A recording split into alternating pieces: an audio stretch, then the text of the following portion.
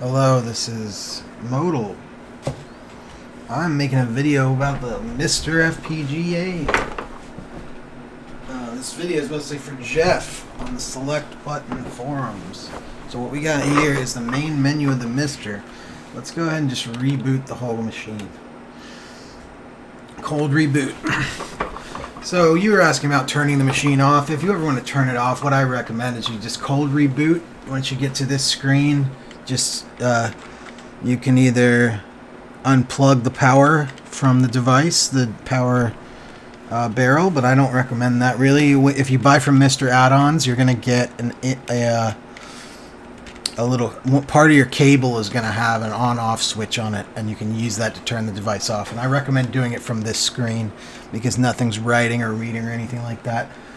So what you got here is your main screen. Normally you'll have the arcade computer console there in utility. I have also the alternatives folder. That's all just my personal beta cores and stuff. So the first thing you want to do once you get your MiSTer up and running, that's a topic for another video. I'm just showing you what you can do once you're up and running, is you go into your scripts and you can update your MiSTer itself with this script called update.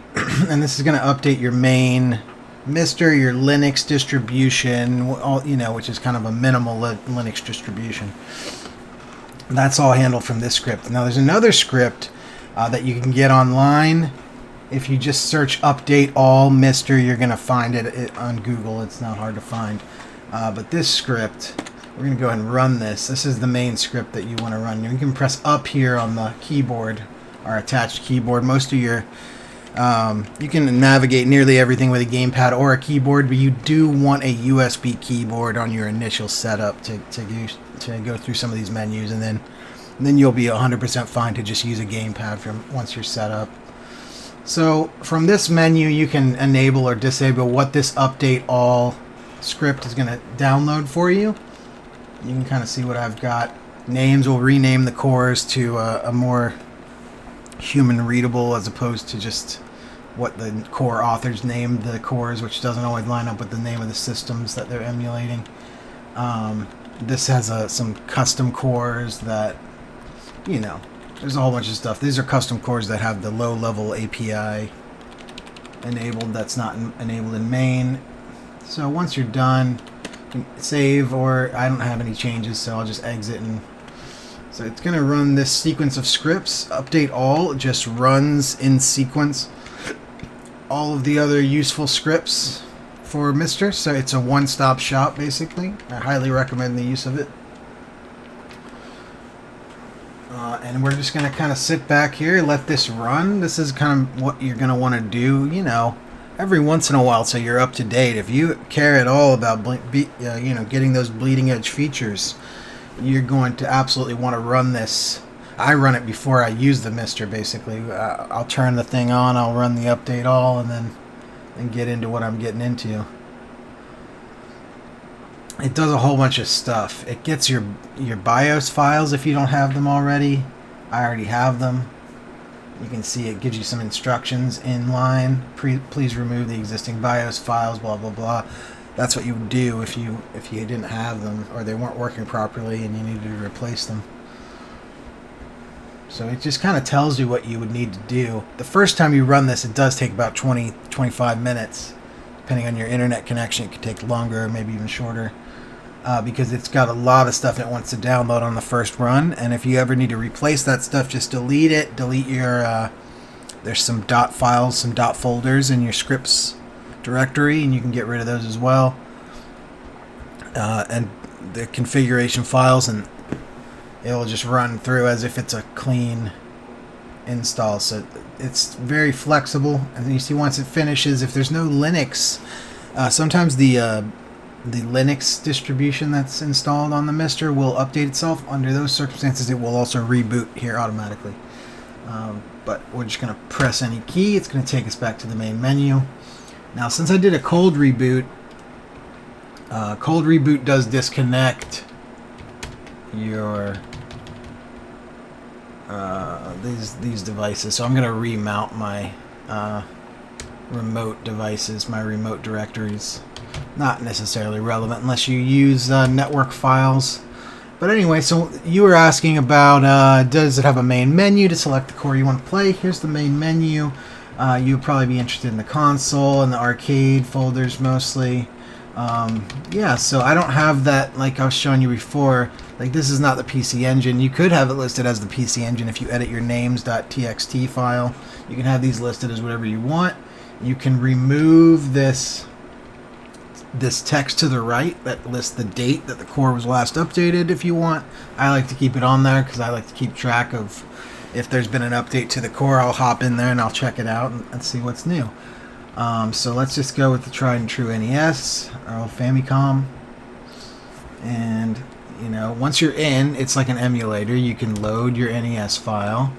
So let's load, you know, something cool. RoboCop. And here's your RoboCop, and you're up and running, and you've got a lot of options. So you've got, if you come down to the bottom here, you'll see on the exit screen, or the exit button has a left and a right on it, and that is kind of giving you a hint that you have to the left and to the right. Here's to the left.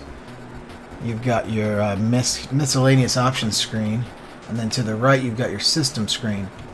So quite a few options on the main screen, NES.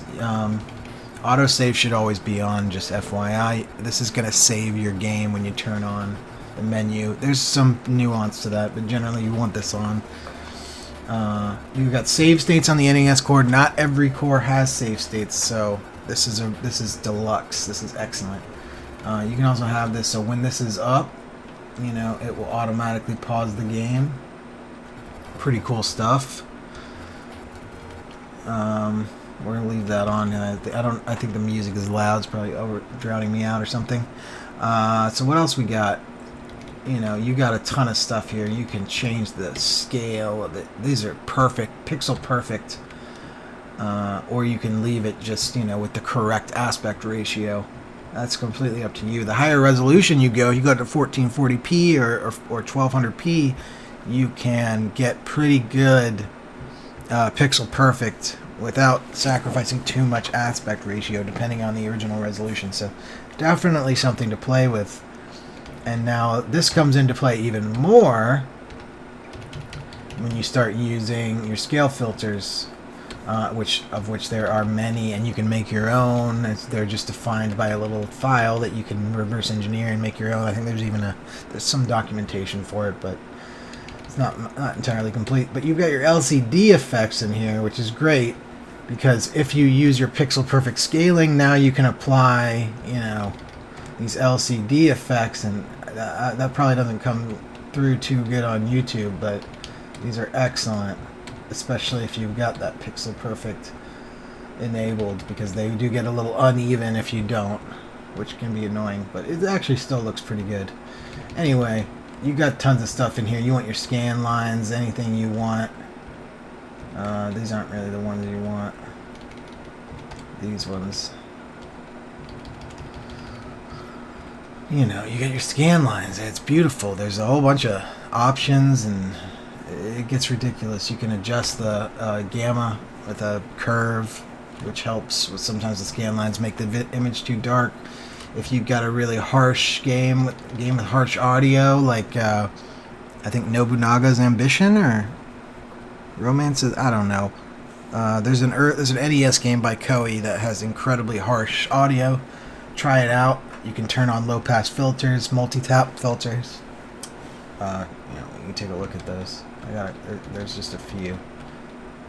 There's a couple in here, but not a ton. But yeah, some filters, audio filters. Usually leave that off. You can save your settings for the core. Some cores allow you to save multiple profiles, like the Amiga core, Atari ST core. You can save multiple profiles that are like complete computer configurations. You know, MiSTer is the greatest electronic device out there, so I highly recommend it. But there is a lot of reading up. I highly recommend you read the MiSTer wiki, and you know, let me know if you have any other questions. Hopefully this is helpful at all. I can show other shit too if you want. Just let me know.